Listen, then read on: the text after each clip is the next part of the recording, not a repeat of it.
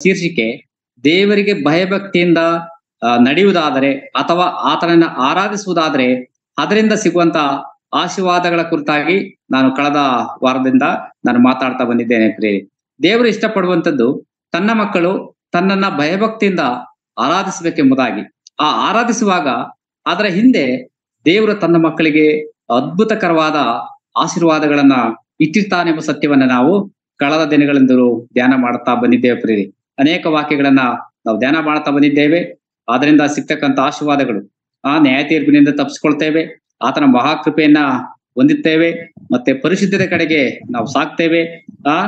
ನಮ್ಮನ್ನ ಅನೇಕ ದುರವಸ್ಥೆಗಳಿಂದ ತಪ್ಪಿಸ್ತಾನೆ, ಮತ್ತೆ ನಮ್ಮನ್ನ ಮರಣದಿಂದ ತಪ್ಪಿಸ್ತಾನೆಂಬ ಸತ್ಯವನ್ನ ಕಳೆದ ವಾರ ಧ್ಯಾನ ಮಾಡ್ತಾ ಬಂದಿದ್ದೇವೆ ಪ್ರಿಯರೇ.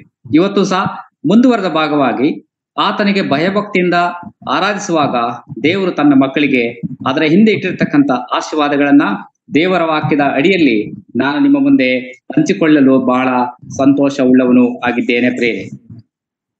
ಮುಂದುವರೆದ ಭಾಗವಾಗಿ ನಾವು 34ನೇ ಕೀರ್ತನೆ 7ನೇ ವಚನವನ್ನ ಇವತ್ತಿನ ಧ್ಯಾನಕ್ಕಾಗಿ ಧ್ಯಾನ ಮಾಡಿಕೊಂಡು ಮುಂದುವರುವಂತವರು ನಾವಾಗೋಣ ಪ್ರಿಯರೇ. 34ನೇ ಕೀರ್ತನೆ 7ನೇ ವಚನ. ಯೆಹೋವನು ಭಯಭಕ್ತಿ ಉಳ್ಳವರ ಸುತ್ತಲೂ ಆತನ ದೂತನು ದಂಡಿಳಿಸಿ ಕಾವಲಾಗಿದ್ದು ಕಾಪಾಡುತ್ತಾನೆ. Thank you sister. ದೇವರ ನಾಮಕ್ಕೆ ಮಹಿಮುಂಟಾಗಲಿ. ಪ್ರಿಯರೇ, ವಾಕ್ಯ ಭಾಗದಲ್ಲಿ ನಾವು ಓದಿದ ಹಾಗೆ ಯೆಹೋವನ ಭಯಭಕ್ತಿ ಉಳ್ಳವರ ಸುತ್ತಲೂ ಆತನ ದೂತನು ದಂಡಿಳಿಸಿ ಕಾವಲಾಗಿದ್ದು ಕಾಪಾಡುತ್ತಾನೆಂಬುದಾಗಿ. ಪ್ರಿಯರೇ, ಇಲ್ಲಿ ಕೀರ್ತನಗಾರನು ತಿಳಿಸುವಾಗ ನೋಡ್ರಿ, ಆತನಿಗೆ ಭಯಭಕ್ತಿಯಿಂದ ಜೀವಿಸುವಾಗ ದೇವರು ತನ್ನ ಭಯಭಕ್ತಿಯಿಂದ ಜೀವಿಸುವಂತ ಆರಾಧಿಸುವಂತ ಮಕ್ಕಳ ಸುತ್ತ ದಂಡಿಳಿಸಿ ಕಾವಲಾಗಿದ್ದು ಕಾಪಾಡುತ್ತಾನೆಂಬುದಾಗಿ. ನೋಡ್ರಿ, ಅಲ್ಲಿ ದಂಡಿಳಿಸಿ, ಈ ದಂಡು ಅಂತ ಹೇಳಿದ್ರೆ ಒಬ್ಬನ ಕುರಿತಾಗಿ ಹೇಳಲ್ಲ, ಕಡಿಮೆ ಅಂದ್ರೂ 2ಕ್ಕಿಂತ ಹೆಚ್ಚು ಜನ ಇರುವಂತಹದ್ದನ್ನ ನಾವು ನೋಡ್ತೇವೆ ಪ್ರಿಯರೇ. ತನ್ನ ಮಕ್ಕಳ ಸುತ್ತ ದಂಡಿಳಿಸಿ ಆತನು ಕಾವಲಾಗಿದ್ದು ಕಾಪಾಡುತ್ತಾನೆಂಬುದಾಗಿ ದೇವರ ವಾಕ್ಯ ನಮಗೆ ತಿಳಿಸುವಂತ ಸತ್ಯವಾಗಿದೆ ಪ್ರಿಯರೇ. ಇದಕ್ಕೆ ಸಂಬಂಧಪಟ್ಟ ಹಾಗೆ 91ನೇ ಕೀರ್ತನೆಯಲ್ಲೂ ಸಹ 11ನೇ ವಚನ, ಅದರಲ್ಲೂ ಸಹ ದೇವರು ತನ್ನ ಭಕ್ತರನ್ನು ಹೇಗೆ ಕಾಪಾಡುತ್ತಾನೆ ಎಂಬುದಾಗಿ ನೋಡ್ತೇವೆ. 91ನೇ ಕೀರ್ತನೆ 11ನೇ ವಚನ ಸಿಸ್ಟರ್. ನೀನು ಹೋಗುವಲ್ಲೆಲ್ಲ ನಿನ್ನನ್ನು ಕಾಯುವುದಕ್ಕೆ ಆತನು ನಿನ್ನ ವಿಷಯವಾಗಿ ತನ್ನ ದೂತರಿಗೆ ಅಪ್ಪಣೆ ಕೊಡುವನು. Thank you sister. ನೋಡ್ರಿ, ಇಲ್ಲಿ ಕೀರ್ತನಗಾರ ಹೇಳುವಂಥದ್ದು, ನೀನು ಹೋಗುವಲ್ಲೆಲ್ಲ ನಿನ್ನನ್ನು ಕಾಯುವುದಕ್ಕೆ ಆತನು ನಿನ್ನ ವಿಷಯವಾಗಿ ತನ್ನ ದೂತರಿಗೆ, ನೋಡ್ರಿ ಅಲ್ಲಿ ಬಹುವಚನದಲ್ಲಿದೆ, ದೂತನೆಂಬುದಾಗಿಲ್ಲ, ದೂತರಿಗೆ ಅಪ್ಪಣೆ ಕೊಡುವನೆಂಬುದಾಗಿ. ಅಂದ್ರೆ ತನ್ನಲ್ಲಿ ಭಯಭಕ್ತಿ ಉಳ್ಳ ತನ್ನ ಮಕ್ಕಳು ಪ್ರಯಾಣ ಮಾಡುವಾಗ ಆತನ ಸುತ್ತ ದೂತರನ್ನ ದಂಡಿಳಿಸಿ ಕಾಪಾಡುತ್ತಾನೆಂಬ ಸತ್ಯವನ್ನ ನಾವು ದೇವರ ವಾಕ್ಯದಲ್ಲಿ ನಾವು ನೋಡ್ತೇವೆ ಪ್ರಿಯರೇ. ಮೊದಲನೇ ಸಮೂಹದಲ್ಲಿ ಬರೆದ ಗ್ರಂಥ ಓದೋದ್ ಬೇಡ, 2ನೇ ಅಧ್ಯಾಯ 9ನೇ ವಚನದಲ್ಲೂ ಈ ರೀತಿಯಾಗಿ ವಾಕ್ಯದಲ್ಲಿ ದಾಖಲಾಗಿದೆ, ಆತನು ತನ್ನ ಭಕ್ತರ ಹೆಜ್ಜೆಗಳನ್ನ ಕಾಯುವನೆಂಬುದಾಗಿ. ನೋಡ್ರಿ, ತನ್ನ ಭಕ್ತರ ಹೆಜ್ಜೆಗಳನ್ನ ಕಾಯುವಂತವನು ದೇವರಾಗಿದ್ದಾನೆಂಬುದಾಗಿ. ಯಾರ ಭಕ್ತರ ಹೆಜ್ಜೆಗಳನ್ನ? ತನ್ನ ಭಕ್ತರ, ತನ್ನಲ್ಲಿ ಭಯಭಕ್ತಿಯಿಂದ ಜೀವಿಸುವಂತ, ಆತನನ್ನ ಆರಾಧಿಸುವಂತ ಮಕ್ಕಳಿಗೆ ಮಾತ್ರ ಈ ಕಾವಲು ಇದೆ ಎಂಬುದಾಗಿ ದೇವರ ವಾಕ್ಯ ನಮಗೆ ಸ್ಪಷ್ಟವಾಗಿ ತಿಳಿಸುವಂತದ್ದು ಆಗಿದೆ ಪ್ರಿಯರೇ. ಇದಕ್ಕೆ ಇನ್ನೊಂದು ಅದ್ಭುತವಾದ ವಾಕ್ಯದ ಕಡೆಗೆ ಹೋಗೋಣ. ಯೋಬನ ಗ್ರಂಥಕ್ಕೆ ಹೋಗೋಣ. ನಮ್ಗೆಲ್ಲರಿಗೂ ಗೊತ್ತಿರುವಂತ ಸತ್ಯ, ಯೋಬನ ಗ್ರಂಥ 1ನೇ ಅಧ್ಯಾಯ 8ರಿಂದ 10ನೇ ವಚನ.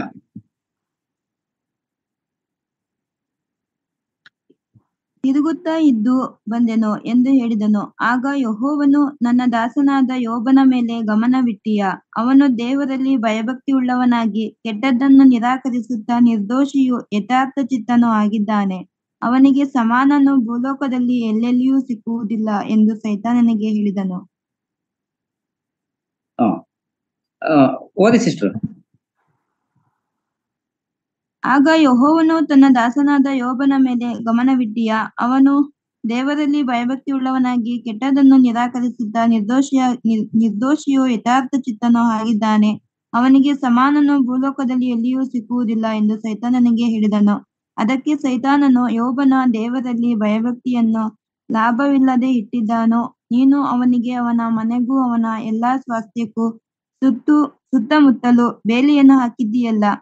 ಅವನು ಕೈ ಹಾಕಿದ ಕೆಲಸವನ್ನು ನೀನು ಸಫಲಪಡಿಸಿ ಓಕೆ, ನಾನೇ ಓದ್ತೀನಿ. ಕೇಳ್ತಿದ್ದೆ ಬ್ರದರ್?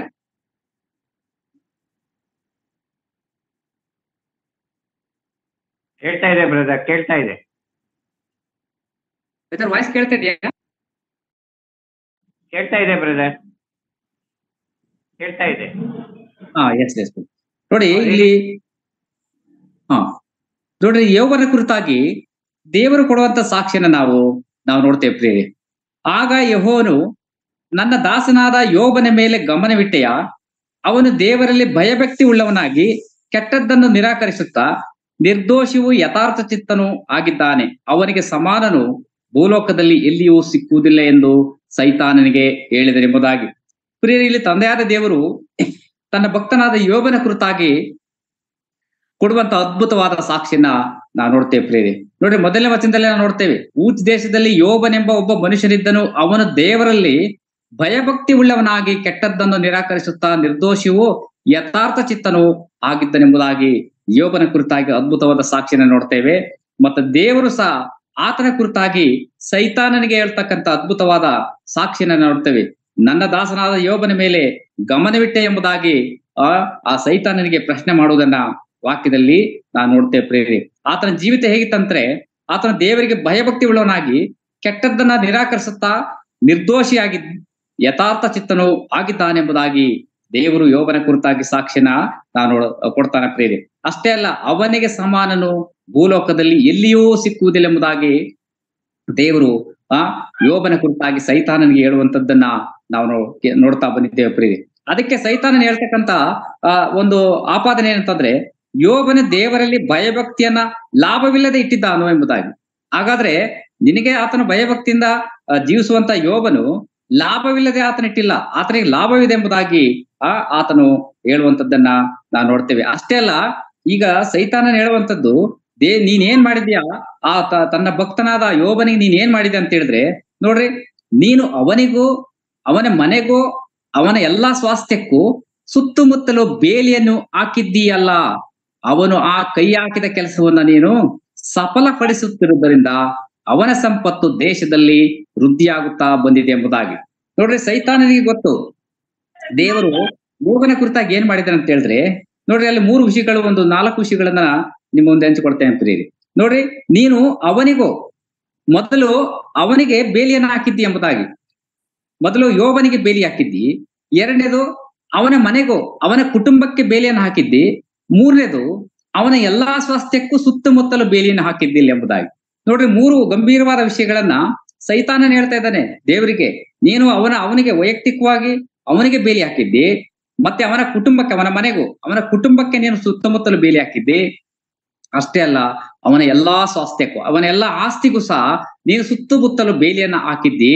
ಅಷ್ಟೇ ಅಲ್ಲ, ಅವನು ಕೈ ಹಾಕಿದ ಕೆಲಸವನ್ನ ನೀನು ಸಫಲಪಡಿಸುತ್ತಿರುವುದರಿಂದ ಆತನು ನಿನ್ನಲ್ಲಿ ಭಯಭಕ್ತಿಯಿಂದ ಇದ್ದಾನೆಂಬುದಾಗಿ ಸೈತಾನನು ದೇವರಿಗೆ ಹೇಳುವಂತ ಆರೋಪವನ್ನ ನಾವು ದೇವರ ವಾಕ್ಯದಲ್ಲಿ ನಾವು ನೋಡ್ತೇವೆ ಪ್ರಿಯರೇ.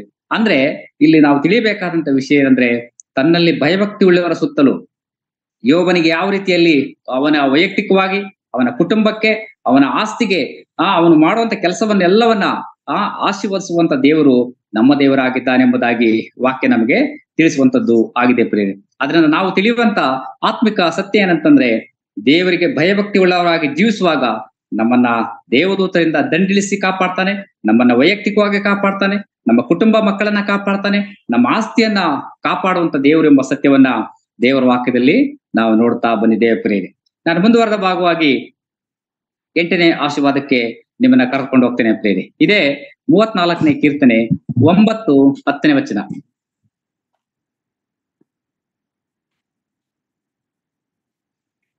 ಕೀರ್ತನೆ 34, 9, 10 ವಚನ. ಯೆಹೋವನೇ, ಜನರೇ ಆತನಲ್ಲಿ ಭಯಭಕ್ತಿ ಉಳ್ಳವರಾಗಿರಿ. ಆತನಲ್ಲಿ ಭಯಭಕ್ತಿ ಉಳ್ಳವರಿಗೆ ಯಾವ ಕೊರತೆಯೂ ಇರುವುದಿಲ್ಲ. ಪ್ರಾಯದ ಸಿಂಹಗಳಾದರೂ ಹೊಟ್ಟೆಗಿಲ್ಲದೆ ಹಸಿದಾವು. ಯೆಹೋವನ ಸನ್ನಿಧಿಯಲ್ಲಿ ಬೇಡಿಕೊಳ್ಳುವವರಿಗೆ ಯಾವ ಮೇಲಿಗೂ ಕಡಿಮೆ ಇಲ್ಲ. Thank you sister. ಪ್ರಿಯ, ನೋಡ್ರಿ, ಇಲ್ಲಿ ಓದಿದ ವಾಕ್ಯ ಭಾಗದಲ್ಲಿ ಆತನಲ್ಲಿ ಭಯಭಕ್ತಿ ಉಳ್ಳವರಿಗೆ ಯಾವ ಕೊರತೆಯೂ ಇರುವುದಿಲ್ಲ ಎಂಬುದಾಗಿ ವಾಕ್ಯ ನಮಗೆ ತಿಳಿಸುತ್ತೆ ಪ್ರಿಯ.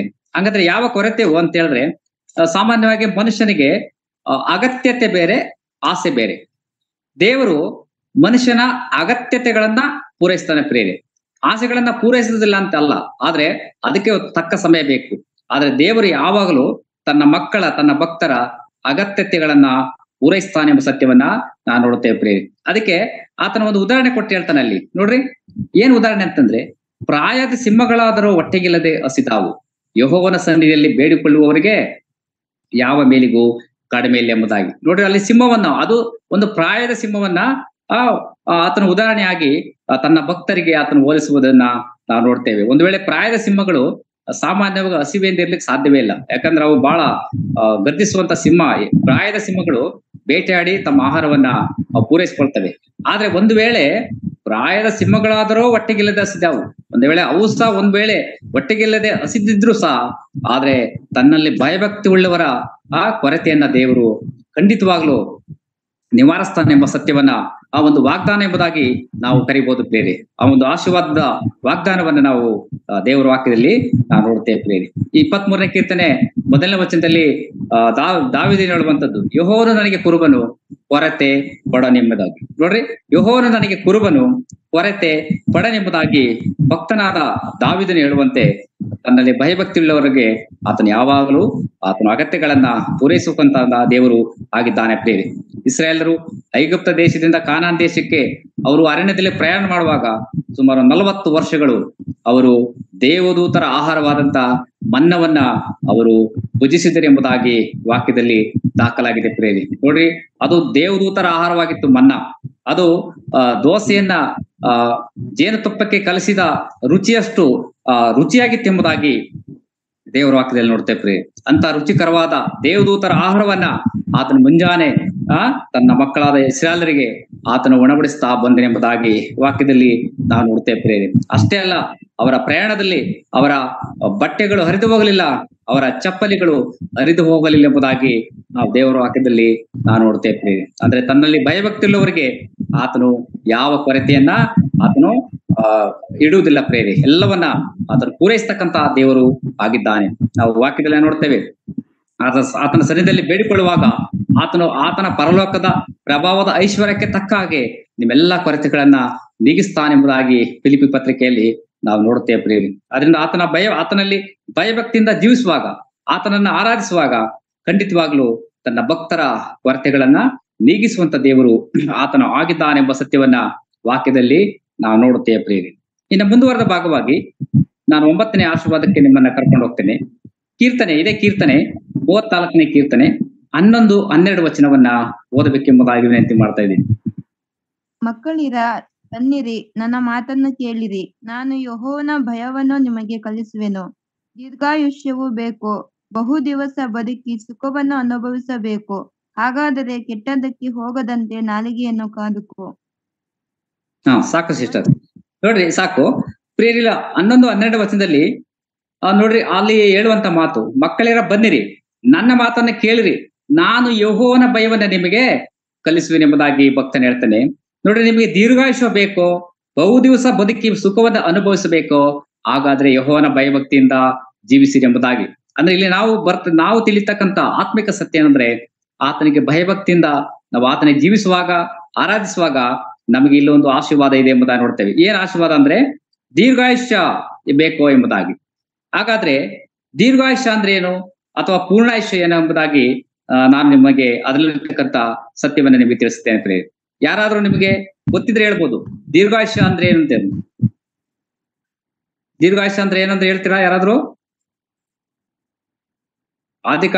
ಹಳೆ ಒಡಂಬಡಿಕೆಲ್ಲ ನೋಡ್ತೀವಿ, ಮನುಷ್ಯನ ಆಯುಷು ಸುಮಾರು 960 ವರ್ಷ ಇತ್ತು, 800 ವರ್ಷ ಇತ್ತು, 700 ವರ್ಷಕ್ಕೆ ಬಂತು, 600 ವರ್ಷಕ್ಕೆ ಬಂತು, 120 ವರ್ಷಕ್ಕೆ ಬಂತು. ಈಗ ಮನುಷ್ಯನ ಆಯುಷ್ ಎಷ್ಟು? ವಾಕ್ಯದ ಪ್ರಕಾರವಾಗಿ 70, ಬಲ ಹೆಚ್ಚಿದ್ರೆ 80. ಹಾಗಾದ್ರೆ ದೀರ್ಘಾಯುಷ್ಯ ಅಥವಾ ಪೂರ್ಣಾಯುಷ್ಯ ಅಂದ್ರೆ 100 ವರ್ಷಗಳ ಮೇಲೆ ಬದುಕೋದಂತಲ್ಲ ಅರ್ಥ. ಖಂಡಿತವಾಗ್ಲೂ ಅದಲ್ಲ ಪ್ರೇರೆ. ಆದ್ರೆ ದೇವರ ವಾಕ್ಯ ತಿಳಿಸುವಂತದ್ದು ದೀರ್ಘಾಯುಷ್ಯ ಬೇಕೋ ಎಂಬುದಾಗಿ, ಬಹು ದಿವಸ ಬದುಕಿ ಸುಖವನ್ನ ಅನುಭವಿಸಬೇಕೋ, ಹಾಗಾದ್ರೆ ದೇವರಿಗೆ ನೀವು ಭಯಭಕ್ತಿಯಿಂದ ಜೀವಿಸಿರಿ ಎಂಬುದಾಗಿ ವಾಕ್ಯ ನಮ್ಗೆ ತಿಳಿಸುತ್ತೆ ಪ್ರೇರೆ. ಹಾಗಾದ್ರೆ ಈ ದೀರ್ಘಾಯುಷ್ಯ ಅಥವಾ ಪೂರ್ಣಾಯುಷ್ಯ ಅಂದ್ರೆ ಏನೆಂಬುದಾಗಿ ನಾನು ನಿಮ್ಗೆ ಇದರಲ್ಲಿರ್ತಕ್ಕಂಥ ಸತ್ಯಗಳನ್ನ ನಿಮಗೆ ತಿಳಿಸಲು ನಾನು ಇಷ್ಟವುಳ್ಳವನು ಆಗಿದ್ದೇನೆ ಪ್ರೇರೆ. ನೋಡ್ರಿ, ದೇವರ ವಾಕ್ಯದಲ್ಲಿ ನಮ್ಗೆಲ್ಲರಿಗೂ ಗೊತ್ತಿದೆ. ಯೋಬನ ಗ್ರಂಥ 14ನೇ ಅಧ್ಯಾಯದ 5ನೇ ವಚನ ಓದಿ ಸಿಸ್ಟರ್. ಯೋಬ 14:5.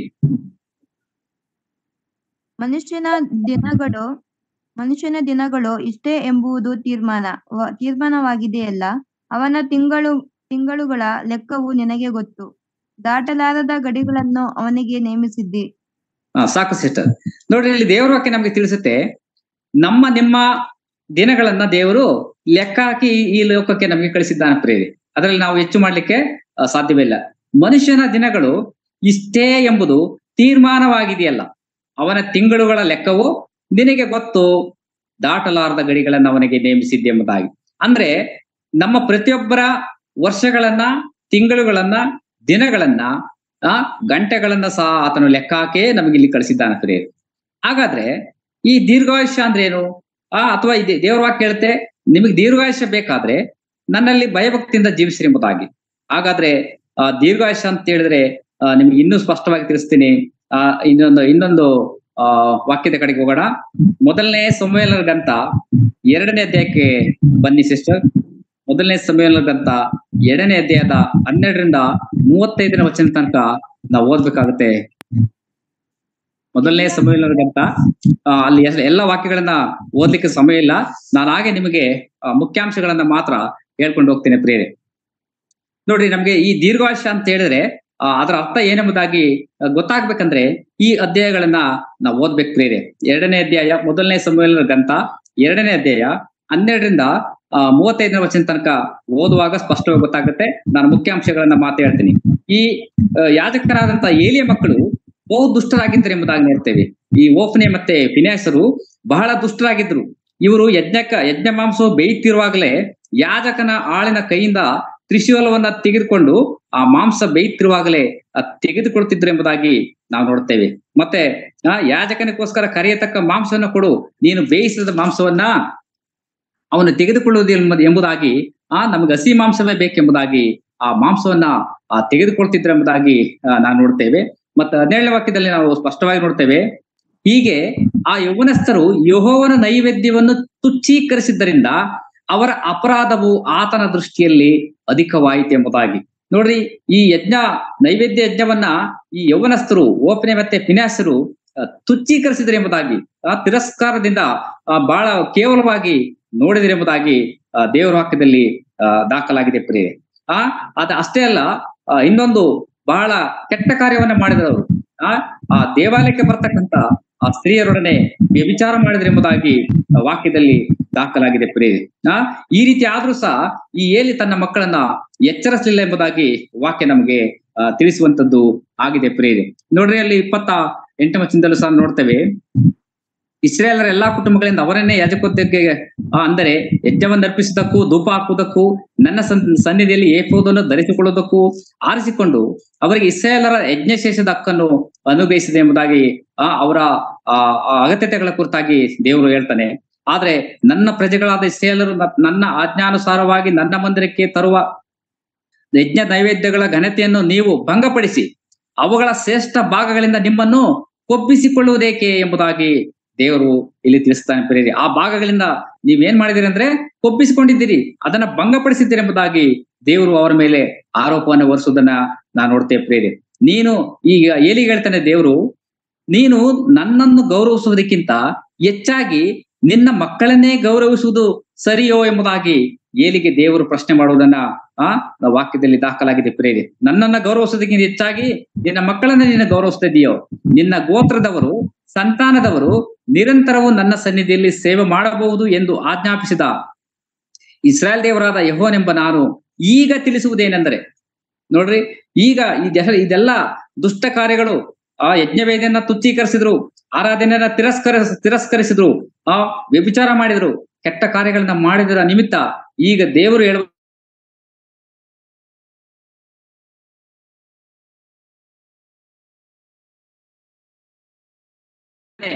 ಬೇಡ ಎಂಬುದಾಗಿ ದೇವರು ಹೇಳ್ತಿದ್ದಾನೆ ಪ್ರಿಯರೇ. ನನ್ನನ್ನು ಸನ್ಮಾನಿಸುವವರನ್ನ ಸನ್ಮಾನಿಸುವೆನು, ನನ್ನನ್ನು ತಿರಸ್ಕರಿಸುವವರು ತಿರಸ್ಕಾರ ಹೊಂದುವರು ಎಂಬುದಾಗಿ ನಮಗೆ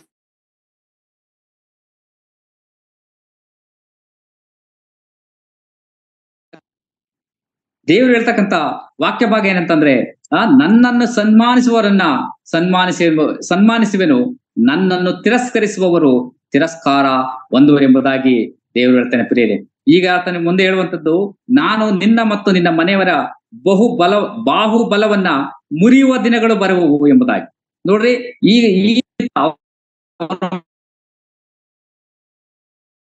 ಬಾಹುಬಲವನ್ನ ಮುರಿಯುವ ದಿನಗಳು ಬರ್ತವೆ. ಈಗ ನಮಗೆ ಬೇಕಾದಂತ ವಾಕ್ಯ ಭಾಗ ಇಲ್ಲಿ ದಾಖಲಾಗಿದೆ ಪ್ರೇರೆ. ಏನಂತಂದ್ರೆ, ನಿನ್ನ ಮನೆಯಲ್ಲಿ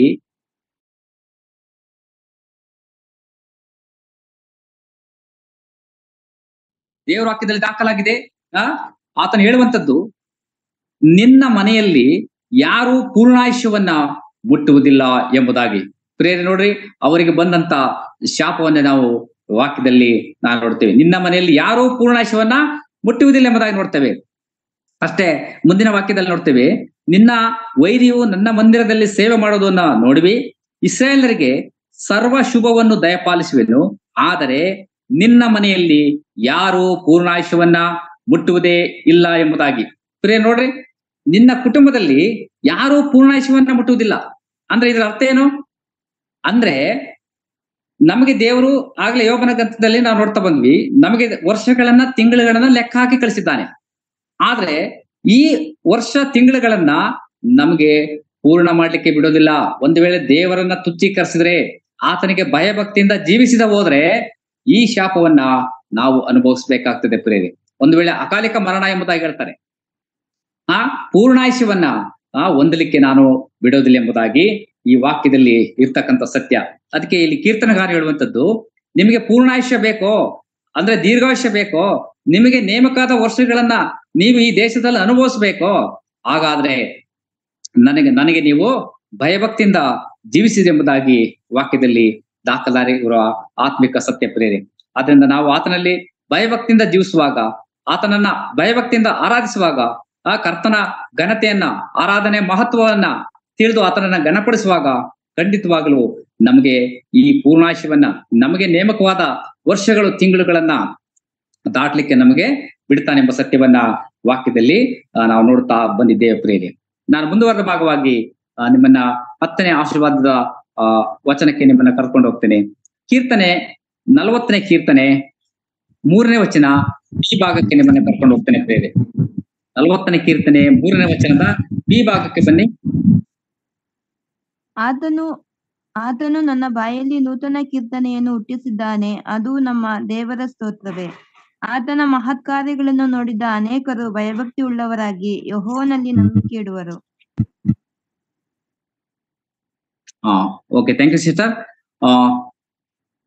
ನಿಮ್ಮ ಕ್ಷಮಿಸಿ, ನಾನು ಈ ವಾಕ್ಯದಲ್ಲಿರ್ತಕ್ಕಂಥ ಇನ್ನೊಂದು ಆತ್ಮಿಕ ಸತ್ಯದ ಕಡೆಗೆ ಕರ್ಕೊಂಡು ಹೋಗ್ತೀನಿ. ಇದೇ 34ನೇ ಕೀರ್ತನೆ 13ರಿಂದ ಇರ್ತಕ್ಕಂಥ ಆಶೀರ್ವಾದಗಳನ್ನ ನಾನು ನಿಮ್ಮನ್ನ ಅಲ್ಲಿ ಕರ್ಕೊಂಡು ಹೋಗ್ತೀನಿ ಪ್ರಿಯರೇ. ನೋಡ್ರಿ, ಈಗ ಆತನಿಗೆ ಭಯಭಕ್ತಿಯಿಂದ ಜೀವಿಸುವಾಗ ಈ ದೀರ್ಘಾಯುಷ್ಯದ ಕುರಿತಾಗಿ ಆತನು ತಿಳಿಸಿದ್ದಾನೆ. ಈಗ ನಾವು ಹೇಗೆ ಜೀವಿಸಬೇಕು ಎಂಬುದಾಗಿ, ಒಂದು ವೇಳೆ ಹೇಗೆ ಜೀವಿಸುವಾಗ ಏನೆಲ್ಲ ಆಶೀರ್ವಾದಗಳಿದೆ, ಮತ್ತೆ ಒಂದು ವೇಳೆ ಆತನಿಗೆ ತದ್ವಿರುದ್ಧವಾಗಿ ಜೀವಿಸುವುದಾದ್ರೆ ಏನೆಲ್ಲ ಶಾಪಗಳು ಇದೆ ಎಂಬುದಾಗಿ ಮುಂದಿನ ವಚನಗಳಲ್ಲಿ ನಾನು ಹಾಗೆ ನಿಮ್ಗೆ ಹೈಲೈಟ್ಸ್ ಮುಖ್ಯಾಂಶಗಳನ್ನು ಹೇಳಿ ನಾನು ಮುಂದಿನ ವಚನಕ್ಕೆ ಹೋಗ್ತೇನೆ ಪ್ರಿಯರೇ. ನೋಡ್ರಿ, ಇಲ್ಲಿ 34ನೇ ಕೀರ್ತನೆ 13ನೇ ವಾಕ್ಯದಿಂದ ನಾವು ಹೇಗೆ ಜೀವಿಸ್ಬೇಕು, ಹಾಗಾದ್ರೆ ದೀರ್ಘಾಯುಷ್ಯ ಬೇಕಾದ್ರೆ ಅಥವಾ ಬಹುದಿವಸ ನಾವು ಬದುಕಿ ಬಾಳಬೇಕಾದ್ರೆ ಈ ಲೋಕದಲ್ಲಿ ನಾವು ಹೇಗೆ ಜೀವಿಸ್ಬೇಕೆಂಬುದಾಗಿ ಇರ್ತಕ್ಕಂಥ ವಾಕ್ಯ ನೋಡ್ತೇವೆ. 13ನೇ ವಾಕ್ಯದಲ್ಲಿ, ಹಾಗಾದ್ರೆ ಕೆಟ್ಟದ್ದಕ್ಕೆ ಹೋಗದಂತೆ ನಾಲಿಗೆಯನ್ನ ಕಾದುಕೋ ಎಂಬುದಾಗಿ. ಪ್ರಿಯರೇ ನೋಡ್ರಿ, ನಮ್ಮ ನಾಲಿಗೆ ಕುರಿತಾಗಿ ಆತನ ತಿಳಿಸ್ತಾನೆ. ನಾಲಿಗೆಯನ್ನ ನೀವು ಕಾಪಾಡಿಕೊಳ್ಳಬೇಕೆಂಬುದಾಗಿ ಆತನ ತಿಳಿಸ್ತಾನೆ. ಮತ್ತೆ ವಂಚನೆಯ ಮಾತುಗಳಿಗೆ ಬಿಡದೆ ತುಟಿಗಳನ್ನ ಇಟ್ಟುಕೋ ಎಂಬುದಾಗಿ ನಮ್ಮ ತುಟಿಗಳ ಕುರಿತಾಗಿ ಆತನು ತಿಳಿಸ್ತಾನೆ. ನೀವು ವಂಚನೆಯ ಮಾತುಗಳನ್ನ ಆಡಬೇಡಿ ಎಂಬುದಾಗಿ. ಪ್ರಿಯರೇ, ಇವತ್ತು ಒಂದು ದುಃಖಕರವಾದ ಸಂಗತಿ ಏನಂದ್ರೆ, ನಮ್ಮ ಸಭೆಗಳಲ್ಲಿ ಈ ಅನೇಕರ ಒಂದು ನಾಲಿಗೆ ಅವ್ರು ಮಾತಾಡುವಂತ ಮಾತುಗಳು, ಅವ್ರ ಮಾತುಗಳ ವಂಚನೆಯ ಮಾತುಗಳನ್ನ ನೋಡುವಾಗ ಹಸಿ ಸುಳ್ಳುಗಳನ್ನ ನಮಗೆ ತಿಳಿಸುವಂತವ್ರು ಹೇಳುವಂತವರಾಗಿದ್ದಾರೆ ಪ್ರಿಯರೇ. ನಾನು ಅನೇಕ ಸಭೆಗಳಲ್ಲಿ ನಾನು ನೋಡಿದ್ದೇನೆ. ನಮ್ಮ ದೇವರ ಮಕ್ಕಳು ಅನಿಸಿಕೊಳ್ಳುವರು, ಆರಾಧಿಸುವಂತವರು, ರೊಟ್ಟಿ ಪಾನ ಪಾತ್ರೆಯಲ್ಲಿ ಕೈ ಹಾಕುವಂತವರು ಸುಳ್ಳುಗಳನ್ನ ಹೇಳುವಂತದ್ದು, ಕೆಟ್ಟ ಮಾತುಗಳನ್ನ ಆಡುವಂತದ್ದನ್ನ ನಾವು ನೋಡ್ತಾ ಬಂದಿದ್ದೇವೆ ಪ್ರಿಯರೇ. ಆದ್ರೆ ದೇವರ ವಾಕ್ಯ ತಿಳಿಸುತ್ತೆ, ನೀನು ಕೆಟ್ಟದ್ದಕ್ಕೆ ಹೋಗದಂತೆ ನಾಲಿಗೆಯನ್ನ ಕಾದುಕೋ ಎಂಬುದಾಗಿ.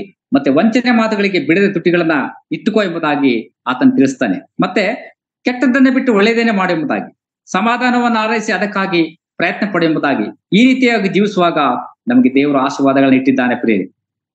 ಮತ್ತೆ ಯೆಹೋವನು ನೀತಿವಂತರನ್ನ ಕಟಾಕ್ಷಿಸುತ್ತಾನೆ, ಅವರು ಮರೆಯಿಡುವಾಗ ಕಿವಿಗೊಡುತ್ತಾನೆ ಎಂಬುದಾಗಿ. ನೋಡ್ರಿ, ತನ್ನಲ್ಲಿ ಭಯಭಕ್ತಿ ಉಳ್ಳಂತ ಮಕ್ಕಳು ನೀತಿವಂತರಾಗಿ ಆತನನ್ನ ಕಟಾಕ್ಷಿಸ್ತಾನೆ, ಮತ್ತೆ ಮೊರೆಯಿಡುವಾಗ ಪ್ರಾರ್ಥನೆ ಮಾಡುವಾಗ ಆತನು ಕಿವಿಗೊಡುತ್ತಾನೆ ಎಂಬುದಾಗಿ ನೋಡ್ತೇವೆ. ಇನ್ನ ಇದಕ್ಕೆ ವಿರುದ್ಧವಾಗಿ ಭಯಭಕ್ತಿಯಿಂದ ಜೀವಿಸ್ತಿರ್ತಕ್ಕಂಥವ್ರಿಗೆ ಇರ್ತಕ್ಕಂಥ ಶಾಪದ ಕುರಿತಾಗಿ ನೋಡ್ತೇವೆ. ಕೆಡುಕರಿಗೂ ಯೆಹೋವನು ಕೋಪದ ಮುಖವುಳ್ಳವನಾಗಿರುವನೆಂಬುದಾಗಿ, ಅವರಿಗೆ ತನ್ನ ಕೋಪದ ಮುಖವನ್ನ ತೋರಿಸ್ತಾನೆ ಎಂಬುದಾಗಿ ನೋಡ್ತೇವೆ. ಲೋಕದಲ್ಲಿ ಅವರ ನೆನಪೇ ಉಳಿಯದಂತೆ ತೆಗೆದು ಹಾಕ್ತಾನೆಂಬುದಾಗಿ ವಾಕ್ಯದಲ್ಲಿ ಅವರಿಗೆ ಶಾಪದ ಕುರಿತಾಗಿ ನಾವು ನೋಡ್ತೇವೆ ಪ್ರಿಯರೇ. ಮತ್ತೆ ತನ್ನ ಭಕ್ತರ ಕುರಿತಾಗಿ ನೋಡ್ತೇವೆ, ಯೆಹೋವನು ನೀತಿವಂತರ ಕೂಗನ್ನು ಕೇಳಿ ಎಲ್ಲಾ ಕಷ್ಟಗಳಿಂದ ಅವರನ್ನ ಬಿಡಿಸುತ್ತಾನೆಂಬುದಾಗಿ ನಮ್ಗೆ ಇರ್ತಕ್ಕಂಥ ಆಶೀರ್ವಾದವನ್ನ ನಾವು ನೋಡ್ತೇವೆ ಪ್ರಿಯರೇ. ಮುರಿದ ಮನಸ್ಸುಳ್ಳವರಿಗೆ ಯೆಹೋವನು ನೆರವಾಗುತ್ತಾನೆ, ಕುಗ್ಗಿ ಹೋದವರನ್ನು ಉದ್ಧಾರ ಮಾಡುತ್ತಾನೆ ಎಂಬುದಾಗಿ ನಾವು ನೋಡ್ತೇವೆ. ಇದೆಲ್ಲ ಆಶೀರ್ವಾದಗಳ ಪ್ರಿಯರೇ, ತನ್ನಲ್ಲಿ ಭಯಭಕ್ತಿಯಿಂದ ಜೀವಿಸುವಂತ ಆರಾಧಿಸುವಂತ ಮಕ್ಕಳಿಗೆ ಇರ್ತಕ್ಕಂಥ ಆಶೀರ್ವಾದಗಳು.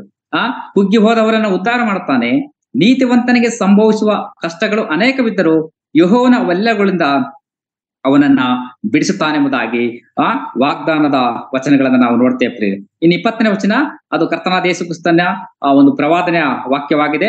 ಅದು ಬೇಡ, ನಮ್ಗೆ 21ನೇ ವಚನದಲ್ಲಿ ನೋಡ್ತೇವೆ, ದುಷ್ಟನ ಕೆಡುಕು ಅವನನ್ನೇ ಕೊಲ್ಲುವುದೆಂಬುದಾಗಿ. ನೋಡ್ರಿ, ಆತನಿಗೆ ವಿರುದ್ಧವಾಗಿ ತದ್ವಿರುದ್ಧವಾಗಿ ಭಯಭಕ್ತಿ ಇಲ್ಲದೆ ಜೀವಿಸ್ತಕ್ಕಂಥವರಿಗೆ ನೋಡ್ತೇವೆ, ದುಷ್ಟನ ಕೆಡುಕು ಅವನನ್ನೇ ಕೊಲ್ಲುವುದೆಂಬುದಾಗಿ. ನೀತಿವಂತನನ್ನು ದ್ವೇಷಿಸುವರು ಅಪರಾಧಿಗಳೆಂದು ಎಣಿಸಲ್ಪಡುವರೆಂಬುದಾಗಿ. ನೋಡ್ರಿ, ಯಾರು ದೇವರ ಮಕ್ಕಳನ್ನ ದ್ವೇಷಿಸ್ತಕ್ಕಂಥವರನ್ನ ಅವರು ಅಪರಾಧಿಗಳೆಂಬುದಾಗಿ ತೀರ್ಪು ಹೊಂದ್ತಾರೆ, ಅವರು ನ್ಯಾಯ ತೀರ್ಪಿಗೆ ಗುರಿ ಆಗ್ತಾರೆ ಎಂಬುದಾಗಿ ನಾವು ನೋಡ್ತೇವೆ. ಯೆಹೋವನು ತನ್ನ ಸೇವಕರ ಪ್ರಾಣವನ್ನು ವಿಮೋಚಿಸುತ್ತಾನೆ, ಆತನ ಆಶ್ರಿತರಲ್ಲಿ ಒಬ್ಬರಾದರೂ ಅಪರಾಧಿ ಎಂದು ಎಣಿಸಲ್ಪಡುವುದಿಲ್ಲ ಎಂಬುದಾಗಿ ದೇವರು ನಮಗೆ ಕೊಟ್ಟಿರ್ತಕ್ಕಂಥ ಆಶೀರ್ವಾದದ ವಚನಗಳನ್ನ ನಾವು ನೋಡ್ತೇವೆ ಪ್ರಿಯರೇ. ಸೇವಕರ ಪ್ರಾಣವನ್ನು ವಿಮೋಚಿಸ್ತಾನೆ ಎಂಬುದಾಗಿ ನೋಡ್ತೇವೆ. ಆತನ ಆಶ್ರಿತರಲ್ಲಿ ಒಬ್ಬರಾದರೂ ಅಪರಾಧಿ ಎಂಬುದಾಗಿ ಎಣಿಸಲ್ಪಡುವುದಿಲ್ಲ ಎಂಬುದಾಗಿ ದೇವರ ವಾಕ್ಯದಲ್ಲಿ ದಾಖಲಾಗಿದೆ ಪ್ರಿಯರೇ. ಇದೆಲ್ಲವೂ ಆತನಲ್ಲಿ ಭಯಭಕ್ತಿಯಿಂದ ಜೀವಿಸುವಂತ ಮಕ್ಕಳಿಗೆ ಇರುವಂತ ಆಶೀರ್ವಾದಗಳು ಎಂಬುದಾಗಿ ದೇವರ ವಾಕ್ಯದಲ್ಲಿ ನಾವು ನೋಡ್ತೇವೆ ಪ್ರಿಯರೇ. ಇನ್ನು ಮುಂದುವರೆದ ಭಾಗವಾಗಿ ನಾನು 40ನೇ ಕೀರ್ತನೆ 3ನೇ ವಚನದಿಂದ ಈ ಭಾಗದಲ್ಲಿ ನಿಮ್ಮನ್ನ ಕರ್ಕೊಂಡು ಹೋಗ್ತೀನಿ.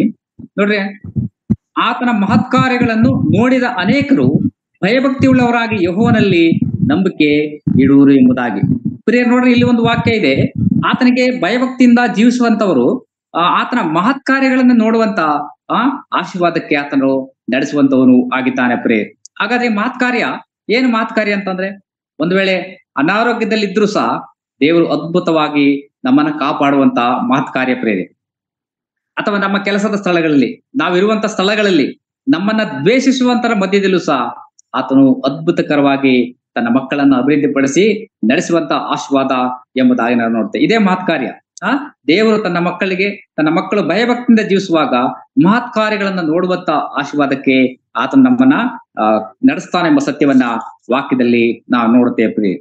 ಇನ್ನು ಮುಂದುವರೆದ ಭಾಗವಾಗಿ ನಿಮಗೆ 11ನೇ ಆಶೀರ್ವಾದದ ವಚನಕ್ಕೆ ಕರ್ಕೊಂಡು ಹೋಗ್ತೀನಿ. ಕೀರ್ತನೆ 61ನೇ ಕೀರ್ತನೆ 5ನೇ ವಚನ, ಈ ಭಾಗ 61ನೇ ಕೀರ್ತನೆ 5ನೇ ವಚನ. ದೇವರೇ, ನೀನು ನನ್ನ ಅರಕೆಗಳಿಗೆ ಲಕ್ಷ್ಯ ಕೊಟ್ಟಿದ್ದಿ, ನಿನ್ನಲ್ಲಿ ಭಯಭಕ್ತಿ ಉಳ್ಳವರಿಗೆ ಸಿಕ್ಕತಕ್ಕ ಬಾಧ್ಯತೆಯನ್ನು ನನಗೂ ದಯಪಾಲಿಸಿದ್ದಿ. Thank you sister. ನೋಡ್ರಿ, ಇಲ್ಲಿ ನಿನ್ನಲ್ಲಿ ಭಯಭಕ್ತಿ ಉಳ್ಳವರಿಗೆ ಸಿಕ್ಕತಕ್ಕ ಬಾಧ್ಯತೆಯನ್ನು ನನಗೂ ದಯಪಾಲಿಸಿದ್ದಿ ಎಂಬುದಾಗಿ. ಹಾಗಾದ್ರೆ ಇಲ್ಲಿರ್ತಕ್ಕಂಥ ಆಶೀರ್ವಾದದ ವಚನ ಏನಂತಂದ್ರೆ, ಆತನಲ್ಲಿ ಭಯಭಕ್ತಿ ಉಳ್ಳವರಿಗೆ ಒಂದು ಬಾಧ್ಯತೆ ಇದೆ ಎಂಬುದಾಗಿ ವಾಕ್ಯದಲ್ಲಿ ದಾಖಲಾಗಿದೆ ಪ್ರೇರಿ. ಹಾಗಾದ್ರೆ ನಮಗಿರ್ತಕ್ಕಂಥ ಆ ಬಾಧ್ಯತೆ ಏನು? ಗಲಾತ್ಯವ್ರಿಗೆ ಬರೆದ ಪತ್ರಿಕೆ 4ನೇ ಅಧ್ಯಾಯದ 7ನೇ ವಚನಕ್ಕೆ ಬನ್ನಿ. ಗಲಾತ್ಯ 4:7. ನಮಗಿರ್ತಕ್ಕಂಥ ಆ ಬಾಧ್ಯತೆ ಯಾವುದೆಂಬುದಾಗಿ ನೋಡೋಣ. ನಮಗಿರ್ತಕ್ಕಂಥ ಬಾಧ್ಯತೆ 4ನೇ ಅಧ್ಯಾಯದ 7ನೇ ವಚನದಲ್ಲಿದೆ, ಹೀಗಿರುವಲ್ಲಿ ಇನ್ನು ನೀನು ದಾಸನಲ್ಲ, ಮಗನಾಗಿದ್ದಿ, ಮಗನಿಂದ ಮೇಲೆ ದೇವರ ಮೂಲಕ ಬಾಧ್ಯನು ಆಗಿದ್ದಿ ಎಂಬುದಾಗಿ. ಪ್ರಿಯ, ನೋಡ್ರಿ, ಈಗ ನಾವು ದಾಸರಲ್ಲ ಎಂಬುದಾಗಿ ನೋಡ್ತೇವೆ, ಆತನ ಮಗನಾಗಿದ್ದೇವೆ, ಆತನ ಮಗಳಾಗಿದ್ದೇವೆ. ಹಾಗಾದ್ರೆ ಈಗ ಮಗನ ಎಂಬುದಾಗಿ ಹೇಳುವಾಗ ತಂದೆಯ ಆಸ್ತಿಗೆಲ್ಲ ನಾವೇ ಬಾಧ್ಯಸ್ಥರು ಎಂಬುದಾಗಿ. ಹಾಗಾದ್ರೆ ನಾವು ಯಾವುದಕ್ಕೆ ಬಾಧ್ಯಸ್ಥರು? ಮಗನಿಂದ ಮೇಲೆ ದೇವರ ಮೂಲಕ ಬಾಧ್ಯನೂ ಆಗಿದ್ದೆ ಎಂಬುದಾಗಿ ನೋಡ್ತೇವೆ. ನಾವು ಯಾವುದಕ್ಕೆ ಬಾಧ್ಯರು? ಪರಲೋಕಕ್ಕೆ ಬಾಧ್ಯಸ್ಥರು, ನಿತ್ಯ ಜೀವಕ್ಕೆ ಬಾಧ್ಯಸ್ಥರು, ನಿತ್ಯ ರಕ್ಷಣೆಗೆ ಬಾಧ್ಯಸ್ಥರು, ನಿತ್ಯ ನಿರೀಕ್ಷೆಗೆ ಬಾಧ್ಯರು ಆಗಿದ್ದೇವೆ ಪ್ರೇರೆ. ಇದೇ ನಮಗಿರ್ತಕ್ಕಂತ ಆ ದೇವರ ಆಶೀರ್ವಾದಗಳು ಎಂಬುದಾಗಿ ನೋಡ್ತೇವೆ. ಆತನಲ್ಲಿ ಭಯಭಕ್ತಿ ಉಳ್ಳವರಿಗೆ ಇರ್ತಕ್ಕಂತ ಬಾಧ್ಯತೆ ಎಂಬುದಾಗಿ ನೋಡ್ತೇವೆ. ಇನ್ನ ಇದೇ ಗಲಾತ್ಯರು ಬರೆದ ಪತ್ರಿಕೆ 3ನೇ ಅಧ್ಯಾಯದ 29ನೇ ವಚನದಲ್ಲಿ ಒಂದು ವಾಗ್ದಾನಕ್ಕನುಸಾರವಾಗಿ ಬಾಧ್ಯವಾಗಿದ್ದೇವೆ ಎಂಬುದಾಗಿ 3:29 ಗಲಾತ್ಯ 3:29 ಅಬ್ರಹಾಮನ ಸಂತತಿಯವರು ವಾಗ್ದಾನಕ್ಕನುಸಾರವಾಗಿ ಬಾಧ್ಯರು ಆಗಿದ್ದೀರಿ. ನೋಡಿ ಪ್ರಿಯರೇ, ನೀವು ಕ್ರಿಸ್ತನವರಾಗಿದ್ದರೆ ಅಬ್ರಹಾಮನ ಸಂತತಿಯವರು ವಾಗ್ದಾನಕ್ಕನುಸಾರವಾಗಿ ಬಾಧ್ಯರು ಆಗಿದ್ದೀರಿ ಎಂಬುದಾಗಿ. ಪ್ರಿಯರೇ, ನಾವು ಇವತ್ತು ವಾಗ್ದಾನದ ಮಕ್ಕಳಾಗಿದ್ದೇವೆ, ಆ ಪರಲೋಕದ ಬಾಧ್ಯಸ್ಥರಾಗಿದ್ದೇವೆ. ಇದೆಲ್ಲವೂ ಕರ್ತನಾದ ಯೇಸು ಕ್ರಿಸ್ತನ ಮೂಲಕವಾಗಿ ಸಿಕ್ಕಿರ್ತಕ್ಕಂತ ಬಾಧ್ಯತೆಗಳು ಎಂಬುದಾಗಿ ದೇವರ ವಾಕ್ಯದಲ್ಲಿ ದಾಖಲಾಗಿದೆ ಪ್ರಿಯರೇ. ಇನ್ನ ನಿಮಗೆ 12ನೇ ವಚನಕ್ಕೆ ನಿಮ್ಮನ್ನ ಕರ್ಕೊಂಡು ಹೋಗ್ತೇನೆ. 12ನೇ ಆಶೀರ್ವಾದದ ವಚನಕ್ಕೆ 67ನೇ ಕೀರ್ತನೆ 7ನೇ ವಚನಕ್ಕೆ ಬನ್ನಿ. 67:7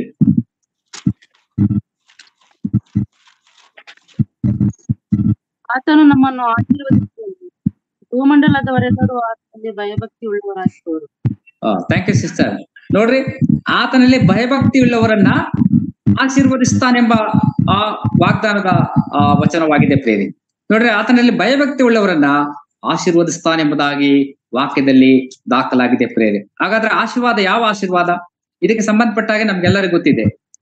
ನಾವು ಹಳೆ ಒಡಂಬಡಿಕೆ ಆದಿಕಾಂಡಕ್ಕೆ ಬನ್ನಿ ಪ್ರಿಯರೇ. ಆದಿಕಾಂಡ 12ನೇ ಅಧ್ಯಾಯ 1-3 ವಚನ, ಅಲ್ಲಿ ಆಶೀರ್ವಾದದ ಕುರಿತಾಗಿ ದೇವರ ವಾಕ್ಯದಲ್ಲಿ ದಾಖಲಾಗಿದೆ. ಅಬ್ರಹಾಮನ ದೇವರು ಯಾವ ರೀತಿಯಾಗಿ ಆಶೀರ್ವಾದ ಮಾಡಿದೆ ಎಂಬುದಾಗಿ 12ನೇ ಅಧ್ಯಾಯ ಆದಿಕಾಂಡ 1-3 ವಚನ ಸಿಸ್ಟರ್. ಯೆಹೋವನು ಅಬ್ರಹಾಮನಿಗೆ, ನೀನು ಸ್ವದೇಶವನ್ನು, ಬಂಧು ಬಳಗವನ್ನು, ತಂದೆಯ ಮನೆಯನ್ನು ಬಿಟ್ಟು ನಾನು ತೋರಿಸುವ ದೇಶಕ್ಕೆ ಹೊರಟು ಹೋಗು. ನಾನು ನಿನ್ನನ್ನು ದೊಡ್ಡ ಜನಾಂಗವಾಗುವಂತೆ ಮಾಡಿ ಆಶೀರ್ವದಿಸಿ ನಿನ್ನ ಹೆಸರನ್ನು ಪ್ರಖ್ಯಾತಿಗೆ ತರುವೆನು. ನೀನು ಆಶೀರ್ವಾದ ನಿಧಿಯಾಗುವಿ, ನಿನ್ನನ್ನು ಅರಸುವವರನ್ನು ನಾನೇ ಓದ್ತೀನಿ. ನೋಡ್ರಿ, ಯೆಹೋವನು ಅಬ್ರಹಾಮನಿಗೆ, ನೀನು ಸ್ವದೇಶವನ್ನು, ಬಂಧು ಬಳಗವನ್ನು, ತಂದೆಯ ಮನೆಯನ್ನು ಬಿಟ್ಟು ನಾನು ತೋರಿಸುವ ದೇಶಕ್ಕೆ ಹೊರಟು ಹೋಗು ಎಂಬುದಾಗಿ ತಂದೆಯಾದ ದೇವರು ಈ ಅಬ್ರಹಾಮನಿಗೆ ಹೇಳುವಂತದ್ದನ್ನ ನೋಡ್ತೇವೆ. ನೋಡ್ರು, ನೀನು 3 ವಿಷಯಗಳನ್ನ ಮಾಡ್ಬೇಕು. ಮೊದಲನೇದು, ನೀನು ಸ್ವದೇಶವನ್ನು ಬಿಡಬೇಕು, ನಿನ್ನ ಸ್ವಂತ ಊರನ್ನೇ ಬಿಡಬೇಕು. 3ನೇದು, ನಿನ್ನ ತಂದೆಯ ಮನೆಯನ್ನು ಬಿಡಬೇಕು. ನಾನು ತೋರಿಸುವಂತ ದೇಶಕ್ಕೆ ನೀನು ಹೊರಟು ಹೋಗಿ ಎಂಬುದಾಗಿ ಅಬ್ರಹಾಮನಿಗೆ ದೇವರು ಹೇಳುವಾಗ ಮತ್ತೆ ಆತನ ಹೇಳ್ತಾನೆ, ನಾನು ನಿನ್ನನ್ನ ದೊಡ್ಡ ಜನಾಂಗವಾಗುವಂತೆ ಮಾಡಿ ಆಶೀರ್ವದಿಸಿ ನಿನ್ನ ಹೆಸರನ್ನ ಪ್ರಖ್ಯಾತಿಗೆ ತರುವೆನು, ನೀನು ಆಶೀರ್ವಾದ ನಿಧಿಯಾಗುವೆ ಎಂಬುದಾಗಿ ದೇವರು ಅಬ್ರಹಾಮನಿಗೆ ಕೊಡ್ತಕ್ಕಂತ ಆಶೀರ್ವಾದಗಳನ್ನ ನಾನು ನೋಡ್ತೇವೆ ಪ್ರೀತಿ. ನಿನ್ನನ್ನು ಅರಸುವವರನ್ನು ಅರಸುವೆನು, ನಿನ್ನನ್ನು ಶಪಿಸುವವರನ್ನು ಶಪಿಸುವನು, ನಿನ್ನ ಮೂಲಕ ಭೂಲೋಕದ ಎಲ್ಲಾ ಕುಲದವರೆಗೂ ಆಶೀರ್ವಾದ ಉಂಟಾಗುವುದೆಂದು ಹೇಳಿದೆನು ಎಂಬುದಾಗಿ. ಪ್ರೇರಿ, ಅಬ್ರಹಾಮನು ಆತನು ಭಯಭಕ್ತಿಯಿಂದ ಜೀವಿಸುವಂತ ಭಕ್ತನಾಗಿದ್ದಾನೆ ಎಂಬುದಾಗಿ ವಾಕ್ಯದಲ್ಲಿ ದಾಖಲಾಗಿದೆ ಪ್ರೇರಿ. ಆತನು ದೇವರು ಏನ್ ಹೇಳಿದನೋ, ನಿನ್ನ ಸ್ವದೇಶವನ್ನ ಬಿಡು, ನಿನ್ನ ಬಂಧು ಬಳಗವನ್ನ ಬಿಡು, ನಿನ್ನ ತಂದೆಯನ್ನ ಬಿಟ್ಟು ನಾನು ತೋರಿಸುವಂತ ದೇಶಕ್ಕೆ ಹೋಗುವುದಾದ್ರೆ ಖಂಡಿತವಾಗ್ಲೂ ನಿನ್ನ ಹೆಸರನ್ನ ನಾನು ದೊಡ್ಡ ಜನಾಂಗವಾಗುವಂತೆ ಮಾಡ್ತೇನೆ, ನಿನ್ನ ಹೆಸರನ್ನ ನಾನು ಪ್ರಖ್ಯಾತಿಗೆ ತರ್ತೀನಿ, ನೀನು ಆಶೀರ್ವಾದ ನಿಧಿಯಾಗು ಎಂಬುದಾಗಿ, ನೀನು ಆಶೀರ್ವಾದಕ್ಕೆ ಭಂಡಾರವಾಗ್ತಿ ಎಂಬುದಾಗಿ ದೇವರ ವಾಕ್ಯ ತಿಳಿಸುತ್ತೆ ಪ್ರೇರಿ. ಅಷ್ಟೇ ಅಲ್ಲ, ನಿನ್ನನ್ನು ಯಾರು ಶಪಿಸ್ತಾರೋ, ನಿನ್ನನ್ನು ಯಾರು ತಿರಸ್ಕಾರ ಮಾಡ್ತಾರೋ ಅವರನ್ನ ನಾನು ಶಪಿಸ್ತೇನೆ, ನಿನ್ನನ್ನು ಯಾರು ಅರಸ್ತಾರೋ ಅವರನ್ನು ಸಹ ನಾನು ಅರಸುವೇನು, ಅಂದ್ರೆ ಆಶೀರ್ವಾದ ಮಾಡ್ತೇನೆ ಎಂಬುದನ್ನು ನೋಡ್ತೀವಿ. ಮತ್ತೆ ನಿನ್ನ ಮೂಲಕವಾಗಿ ಭೂಲೋಕದ ಎಲ್ಲಾ ಕುಲದವರಿಗೆ ಒಂದು ದೊಡ್ಡ ಆಶೀರ್ವಾದ ಉಂಟಾಗ್ತದೆ ಎಂಬುದಾಗಿ ದೇವರು ಅಬ್ರಹಾಮನಿಗೆ ವಾಗ್ದಾನ ಮಾಡಿದ್ದೇನೆ ಪ್ರೇರಿ. ಕಾರಣ ಆತನು ದೇವರು ಹೇಳಿದಾಗೆ ನಡ್ಕೊಂಡೇನೆಂಬುದಾಗಿ, ಅಂದ್ರೆ ಆತನಿಗೆ ಭಯಭಕ್ತಿಯಿಂದ ಆತನನ್ನ ಜೀವಿಸಿ ಆತನನ್ನು ಆರಾಧಿಸುತ್ತಾ ಬಂದೆನೆಂಬುದಾಗಿ ದೇವರ ವಾಕ್ಯದಲ್ಲಿ ನಾನು ನೋಡ್ತೇವೆ ಪ್ರೇರಿ. ಇದೇ ಆಶೀರ್ವಾದ. ನಾವು ಆತನಿಗೆ ಭಯಭಕ್ತಿಯಿಂದ ಜೀವಿಸುವಾಗ, ಆತನನ್ನ ಭಯಭಕ್ತಿಯಿಂದ ಆರಾಧಿಸುವಾಗ ದೇವರು ತನ್ನ ಮಕ್ಕಳಿಗೆ ಅದರ ಹಿಂದೆ ದೊಡ್ಡ ಆಶೀರ್ವಾದಗಳನ್ನ ಇಟ್ಟಿರ್ತಾನೆಂಬ ಅಮೂಲ್ಯವಾದ ಆತ್ಮಿಕ ಸತ್ಯವನ್ನ ಇವತ್ತಿನ ದೇವರ ವಾಕ್ಯದ ಧ್ಯಾನದಲ್ಲಿ ನಾವು ಧ್ಯಾನ ಮಾಡ್ತಾ ಬಂದಿದ್ದೇವೆ ಪ್ರೇರಿ. ಇಲ್ಲಿಗೆ ನಾನು ನನ್ನ ಇವತ್ತಿನ ಧ್ಯಾನವನ್ನ ನಾನು ಮುಗಿಸ್ತೇನೆ ಪ್ರೇರಿ. ದೇವರು ತನ್ನ ಮಕ್ಕಳು ಭಯಭಕ್ತಿಯಿಂದ ಜೀವಿಸುವಾಗ ಅದರ ಹಿಂದೆ ದೊಡ್ಡ ಆಶೀರ್ವಾದಗಳನ್ನ ಇಟ್ಟಿರ್ತಾನೆಂಬ ಸತ್ಯವನ್ನ ನಾವು ನೋಡ್ತಾ ಬಂದಿದ್ದೇವೆ ಪ್ರೇರಿ. ಆದ್ರಿಂದ ಆತನಿಗೆ ಭಯಭಕ್ತಿಯಿಂದ ಆರಾಧಿಸೋಣ, ಜೀವಿಸೋಣ. ಆತನು ಕೊಟ್ಟಂತ ರಕ್ಷಣೆಯನ್ನು ನಾವು ಕಾಪಾಡಿಕೊಂಡು ಕರ್ತನ ಬರೋಣಕ್ಕಾಗಿ ನಾವು ಆತ್ಮಿಕರಾಗಿ ಸಿದ್ಧರಾಗೋಣ. ಆತನು ಕೊಟ್ಟಂತ ಎಲ್ಲ ಪರಲೋಕದ ಆಶೀರ್ವಾದಗಳನ್ನ ಹೊಂದೋಣ ಎಂಬುದಾಗಿ ನಾನು ಕರ್ತನಲ್ಲಿ ಪ್ರಾರ್ಥನೆ ಮಾಡ್ತಾ ಈ ಕೊಟ್ಟಂತ ಅಮೂಲ್ಯವಾದ ಸಮಯಕ್ಕಾಗಿ ಕರ್ತನ ದಾಸರಾದಂತ ರಜಿ ಅಲೆಕ್ಸ್ ಅವರಿಗೆ